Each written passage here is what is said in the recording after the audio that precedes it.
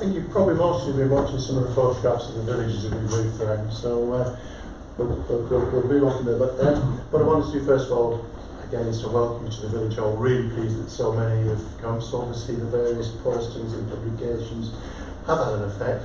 I'm just hoping we've made enough cake for the session. Firstly, we are got a little bit of a video going, and there will be the odd photograph being taken from time to time, so if you'd rather not be involved, then please say no, and we'll make sure we don't do that.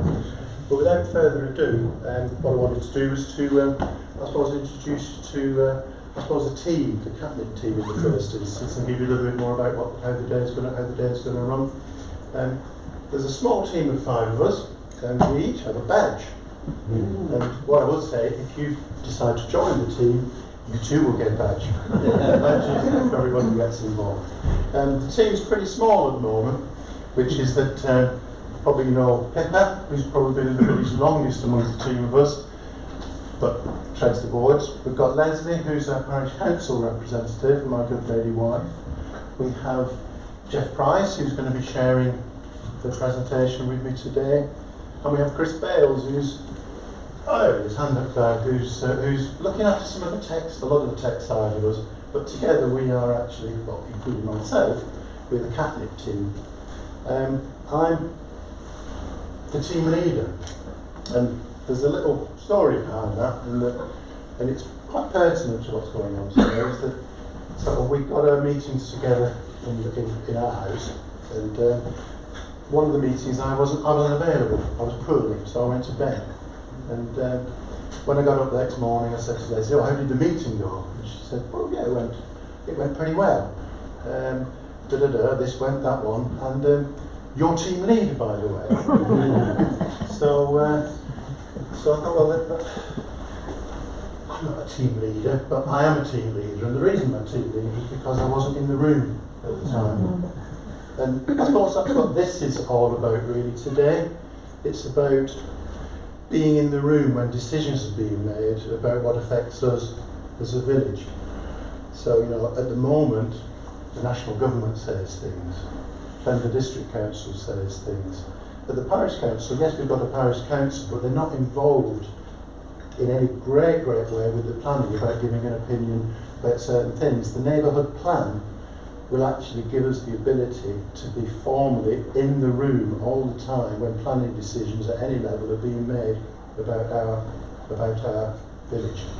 So, and our voice is what we say we want, what we'd like to see, what we value in the village. So that's really what this is all about. It's really dead simple. It's about being in the room to have our voice heard. And we can all be cynical about that, but I'm quite positive about that. I'd rather have my voice heard than not have it heard. And that's really what this is all about. If we stopped at that, I'd say wander around the boards and look at that's all it is, but that would be cheating you of a fabulous performance that Jeff's put together. So, anyway, so what I want to do today is to really step through what the neighbourhood plan is. So, it's not just what it is, because we probably know, yes, it's about the neighbourhood, isn't it? But it's also about what it isn't. Because there's a series of issues around where people say it's about this, it's about that, it's about the other. It's not. It's about planning and what the planning environment is and what people will do with where we live. I want to show you where we are in the presentation, in the process at the moment, and it's a long process. Jeff will be covering off some of that a little bit later. And most importantly, it's about you. It's about us. It's about everybody in the village to have a say around it. So. Let's have a look at, first of all, Jeff and I will share about a little bit. I've got about 3 or 4 to go, and then you a little bit. So what is it? It's essentially a legal planning policy document that sets the vision for Catworth for 10 plus years. It sits within, it sits for the local community. It's about sort of developing as a local community, saying what it is that we want. It's about preserving the rural landscape and the environment, and it forms part of the Huntingdonshire District Council local plan. So it's neighbourhood plan, which is us, Huntingdon District Council local plan, which is all of Huntingdonshire, irrespective of whether a small rural or the town.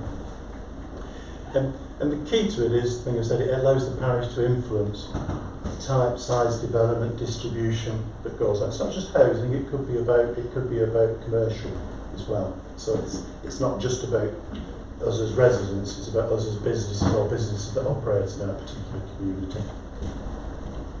Okay. And I think the fundamental thing is that legal weight of it. That it's the only way that we'll get our voice formally held and always looked at and considered when planning decisions are being made. There are a couple of other benefits that come from this, and we're not going into the details there, but they'll be on the board, which is where we have something called community infrastructure levy. If we have a neighbourhood plan, we get more money. We get more from any development that happens in our village than we currently do.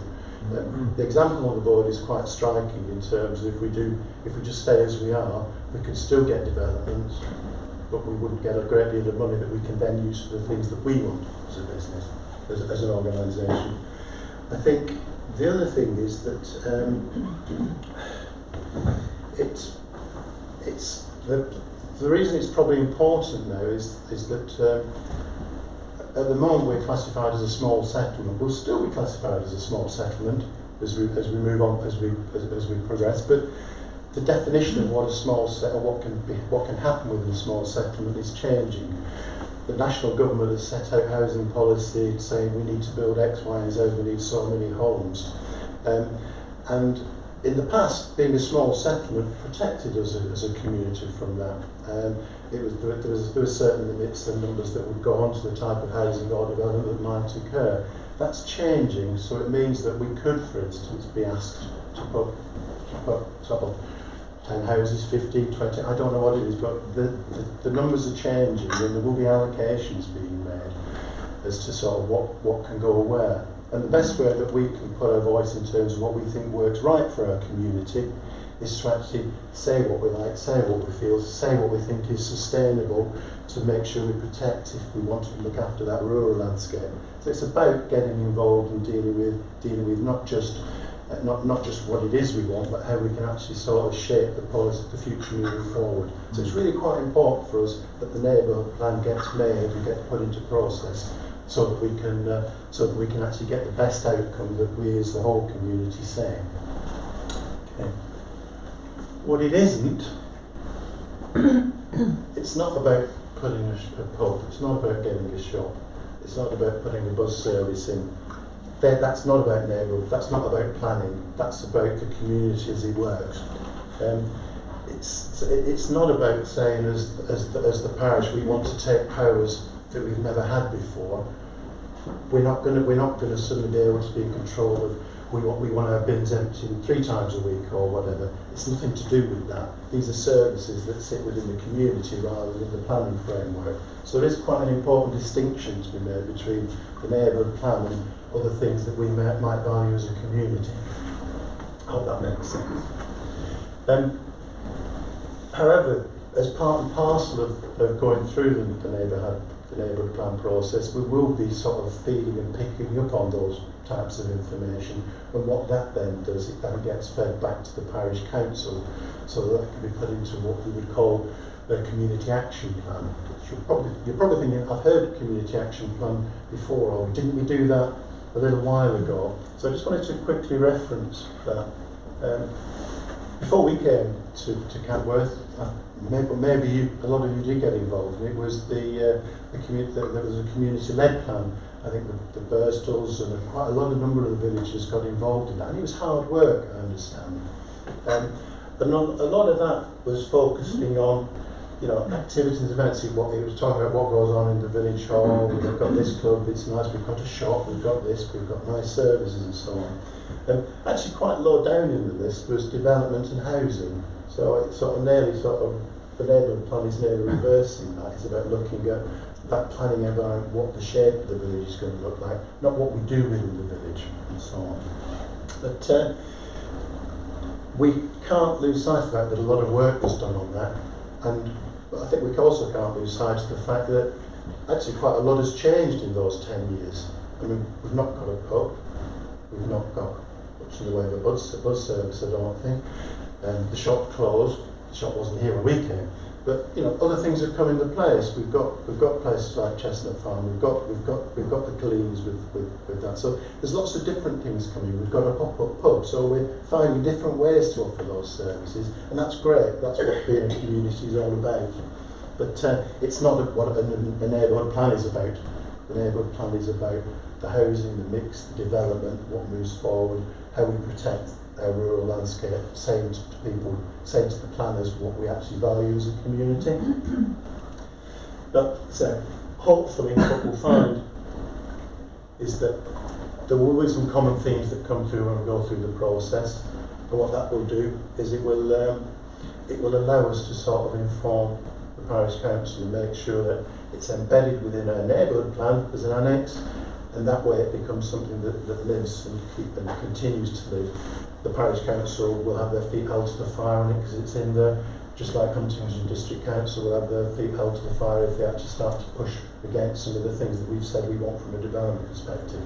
We don't get any guarantees from neighbourhood plan, but like I say, it's all about being in the room and having your voice heard. So that's essentially my bit of it, is that intro. Would you like to take it from there, Chair? Okay. Feel free to take photos of the slides, and feel free to take photos of the boards as well. So, where are we at the moment? This is what's been done. As you can see, there's a large white space, so there's quite a lot to do. So we've assessed, with the support of the parish council, whether we form as a team, which we've done back in July, and earlier this year, last year, we were a designated area within Huntingdon District Council. Today, Parish Forum, but the next steps is about a survey. So we have to survey the needs of the parish, collect everyone's thoughts, and part of today is to collect your initial ideas. There's a suggestion box in the centre of the room, but also, if you want to, and put some ideas on some post-it notes so other people can see them. So if you want to do it open or closed, entirely up to you.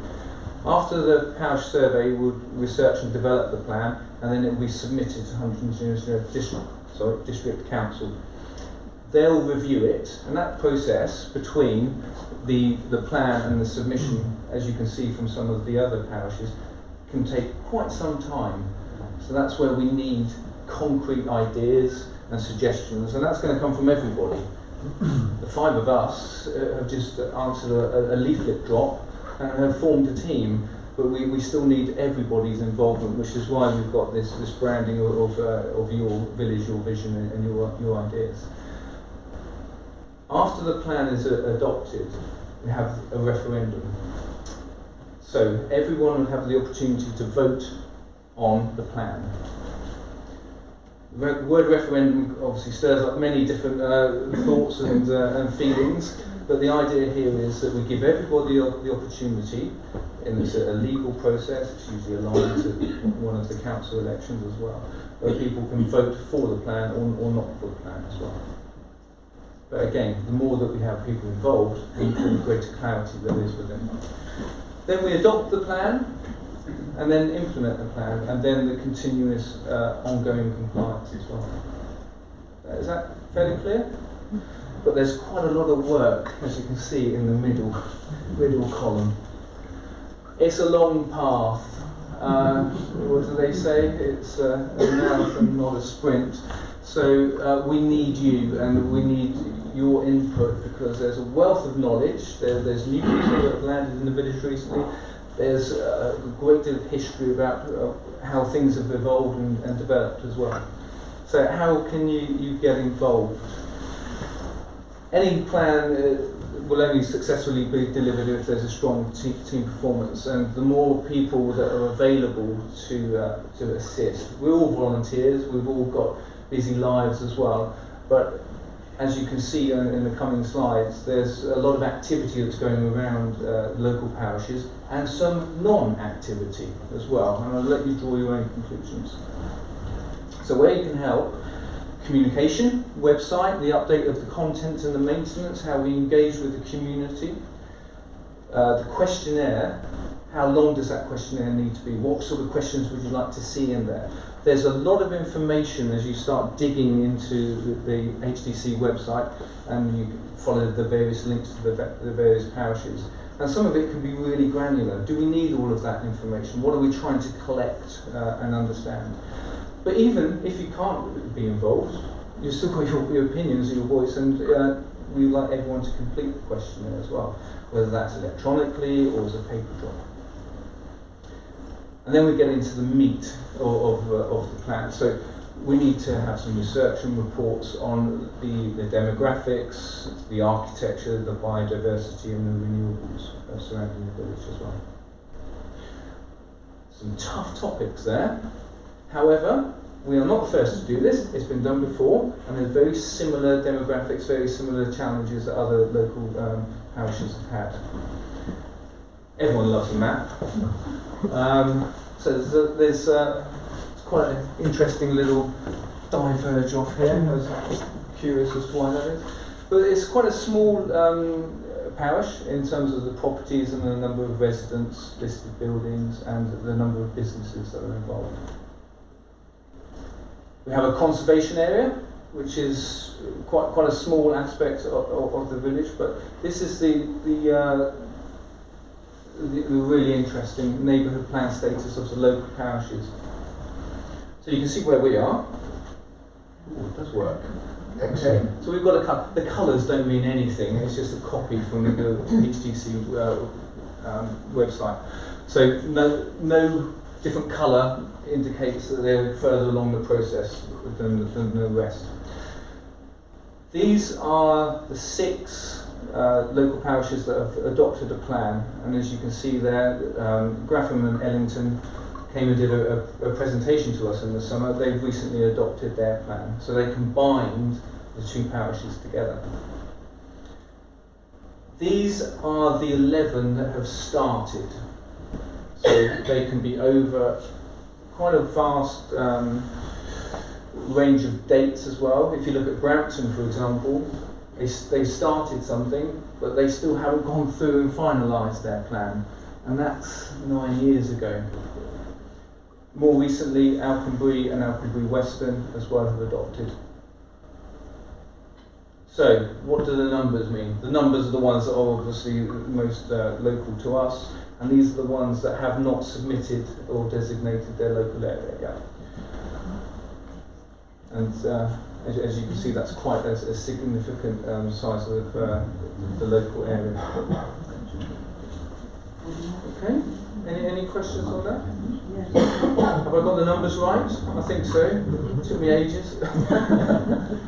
I think in terms of what I was saying, just as I came on up front, please feel free to take some pictures of the boards. A lot of effort and a lot of work has gone in there, and we hope it's relevant to where we are. Hopefully it gives you a better indication of what the objective is, what we need to do, and the length of the journey that's involved as well. Don't have all the answers to the questions, but I'm sure you've got some questions. If you want to ask a question in open forum, please feel free to do so. If not, chat amongst yourselves, grab one of us, and yeah, because we're here all day, aren't we? I think it's the same. I said 3:30. Well, 3:30, that's not good. Yeah, so not everybody likes to ask questions in an open forum, but there might still be burning questions. So just pin us as you walk around and look at the boards, please. Any immediate first questions? Mark, what's the scope of the questionnaire? How widely? Because obviously this is about development and planning. Yeah. So how wide is the questionnaire going to go? Wide in terms of sort of how many different types of questions we're going to get? Well, all the areas that you will be questioning on and getting the information on. Well, a lot of it's going to be sort of from what gets fed back in the process from, you know, you think, I'm interested in this, I'm interested in it, but typically it's going to be looking at the types of housing that we need, the density of housing we might need. You know, do we think it's sensible to put things in people's back gardens? Do we think that we need to push a little bit further the envelope of the village? Can we, you know, and it's really about what we feel as a community makes our community a better community, makes it a more sustainable community. It's also about sort of questions about tell us which views, for instance, that you really appreciate. You know, where would you be gutted if suddenly a whole load of houses suddenly arrived on there? Not that we're saying that that's going to happen, but what this is, it's about that being in the room again. It's about saying what we like, saying what we value.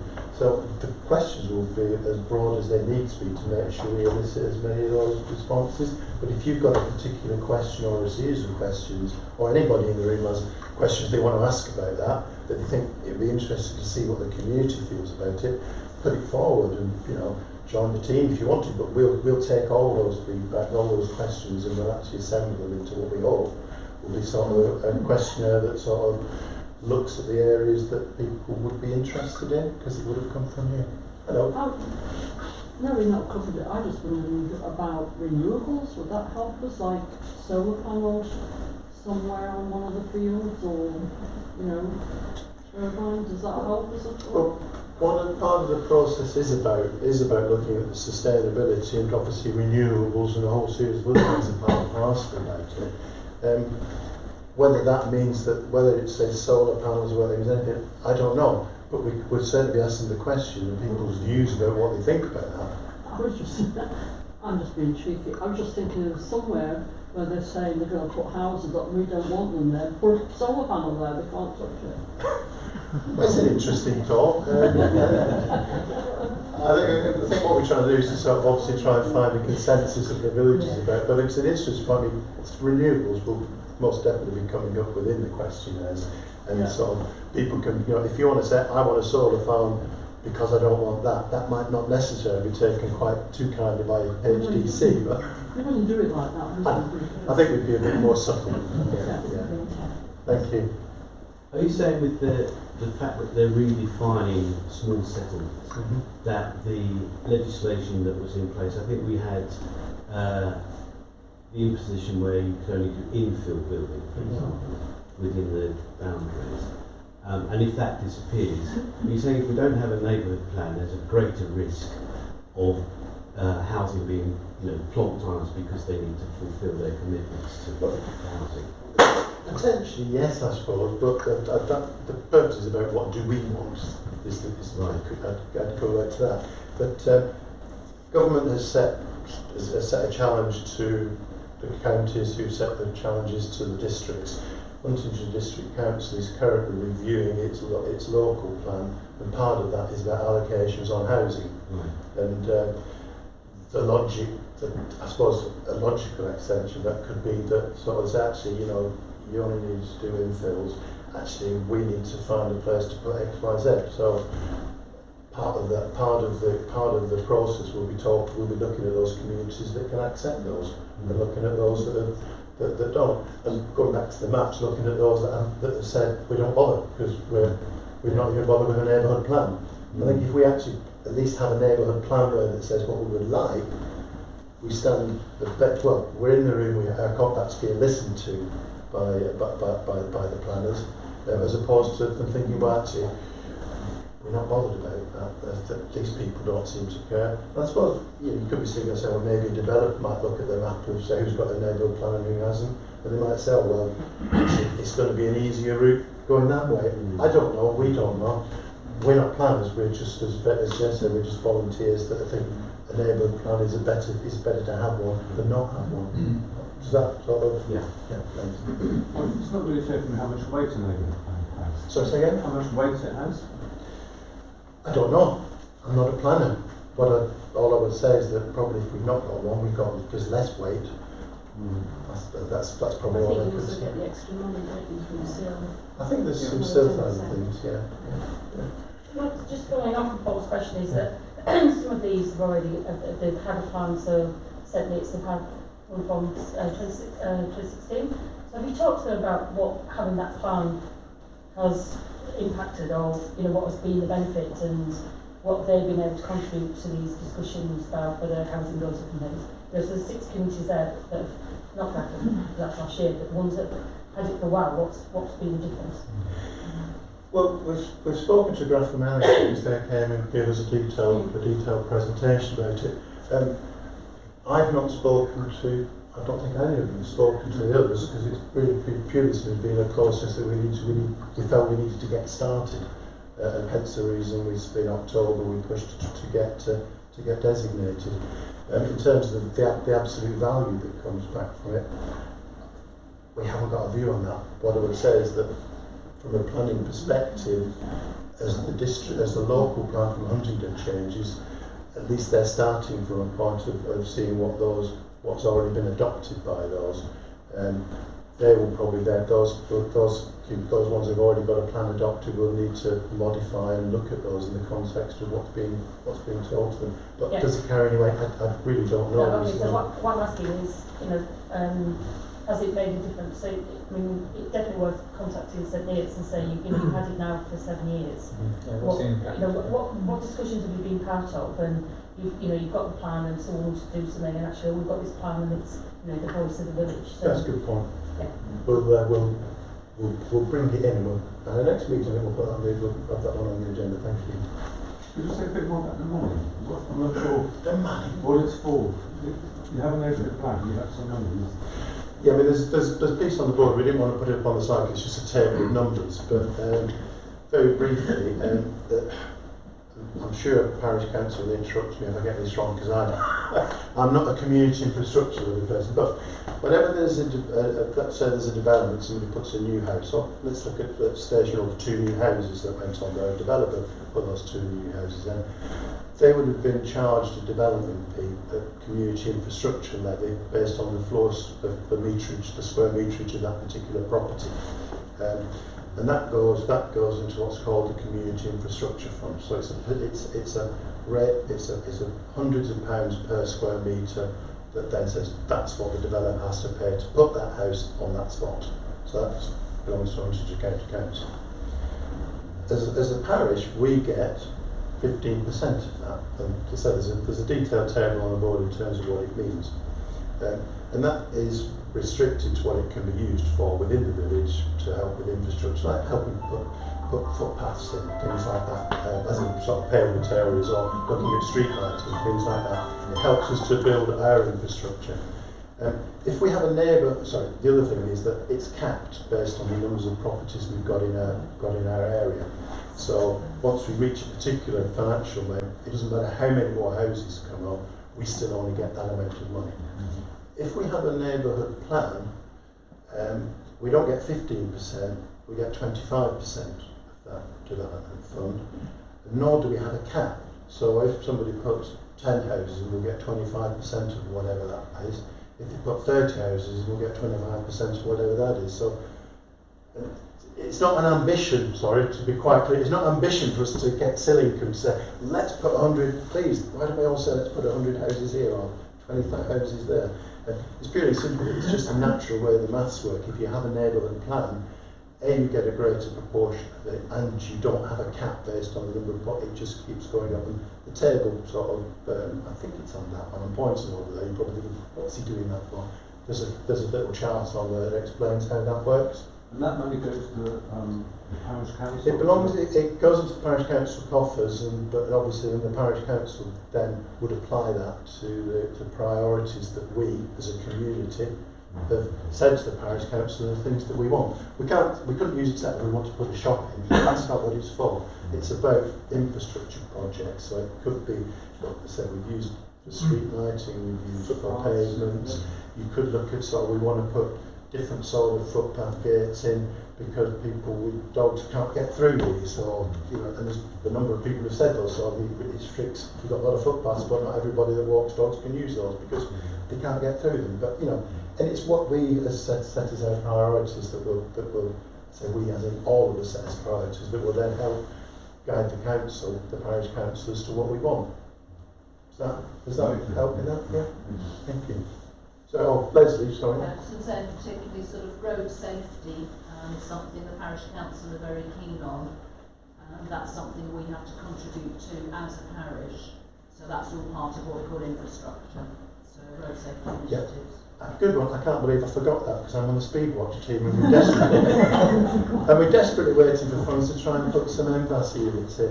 Hopefully we'll get an answer in May as to whether we get that. But again, if we had that funding, irrespective of how it's arrived, we could choose to, if that's what we said we wanted, we could choose to apply that to the to use that funding to do that and do it quicker. As it stands, if we get approval, it'll probably be about another year before we get those units in. They're not a lot of money, but the parish council, through the precept, doesn't actually have a lot of money to play with once the normal standing charges, salaries and things that for the clerk are actually being paid. And when you're looking to complete something like the streetlight project, that's taken a long time to do because we don't have a lot of money. But where we do have money is to implement the neighbourhood plan. Ah, yes. And HDC will give us the funding to do this and help with the research and the pulling together of the plan. So it's a case of we've got the funding from HDC, which is great. People's time, enthusiasm and involvement is something we can't put a price on. But we need to put a price on because it'll only work if there's a desire to do this and the content is strong and solid. So to just go back to where we are, it was quite a long journey, and as I said earlier, the middle column is where there's a lot of effort that is required as well. So if you can volunteer, it's in everybody's interest as well. Is there somewhere we can view the existing plans that have already been submitted to compare the two and sort of? Yeah, good question. So one of our newer arrivals in the village, great. On the last board as you go out, I mean, you can actually, I could just say go to Huntingdonshire District Council, go to planning, go to neighbourhood planning, and then you'll find those. You'll find Catworth on there, as we've designated, but you'll see some the ones that Jess pointed out that have got completed. Also, you could look further afield. You know, if you looked over into Northamptonshire, there are some interesting plans there as well. But on the last board before you go out, there's the web address on that. There's also a link to a couple of plans that we say it's a useful thing to look at. Why don't you have a look at it? Just take a photo of it and cruise through it. Yeah. Well, there's lots of information. It is a bit of a silo of information, really. So go in when you've got a glass of wine by your side, possibly. Any other questions, or shall we sort of say tea, cake, coffee, and things? Okay. Last thought from me is let's please just all be in the room for this. Try and make it happen. That's the key message. Thank you very much for your time. And for turning out such a lovely morning.